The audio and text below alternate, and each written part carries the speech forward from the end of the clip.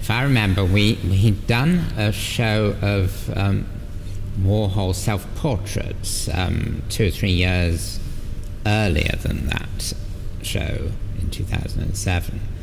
And Anthony very kindly lent some really good self-portraits to that show.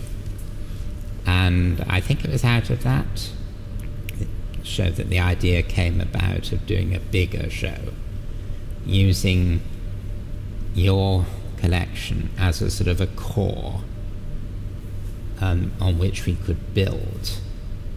I remember it completely and totally differently. Oh. I remember it that we were in Leith having supper with Richard Calver-Cressy, and we were talking about the festival and what would be a big draw at the festival, what people would like to see. And we came up with the idea of a Warhol show. And then we started scratching our heads and saying, how can we get a great Warhol show? And I remember, but tell me if this is incorrect, going out of the restaurant and calling Tom Sokolowski, the director of the Warhol Museum, on my cell phone and saying to him, have you got a kilt? I don't remember that. But the two things that are not mutually exclusive. I think it was important that we'd had a show before. Absolutely. And then the idea, of perhaps doing a bigger show, and of also using your collection as the core of it. And I think then, obviously, when we started talking how we could go about it, obviously the Warhol Museum, where Tom Sokolowski was the director, yes, was the next port of call, because they have this marvellous collection. Well, they have a unique collection, which was so many things which Andy left went straight to the museum, and there are great paintings of all periods, from the very earliest right through to the last things. Yes, because your collection is very, very strong in the later work. Yes.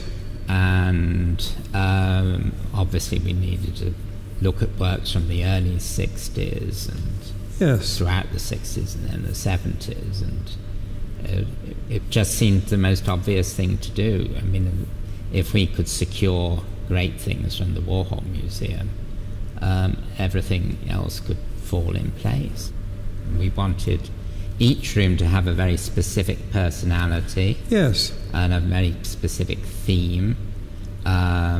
So, as you say, we started off the exhibition with some wonderful works of the death and disasters, the car crashes. Yes.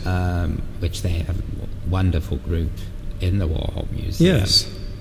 And I was absolutely amazed that they agreed to lend pretty well everything that we pretty wanted. much everything we asked for, they gave us. Yeah. It was an amazing and wonderful thing, wasn't it? Yeah, yeah. It's and your collection fitted into the whole concept of the show very well with these add-ons from the Warhol Museum.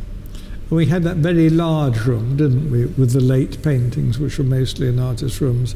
And I remember we tried to install the 4-part, very large camouflage painting, and it wouldn't fit anywhere.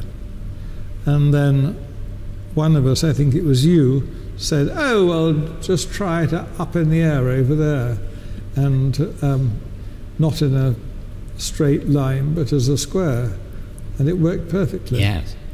If I'm right in saying it was at that time, it was the most popular show the National Galleries had ever had. It was about 110,000 visitors. Yes. And then just a couple of years later, we did a Ron MOOC show with you, and that superseded it by about 20,000. Yes. So, yes. That was your brilliant idea, to have the soup cans on the pillars outside. Well, I wouldn't take mine. One of my colleagues who has gone on to much better things with that great idea of, yes.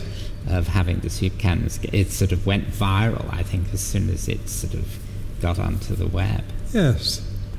It really was Keith's exhibition, and I helped with it.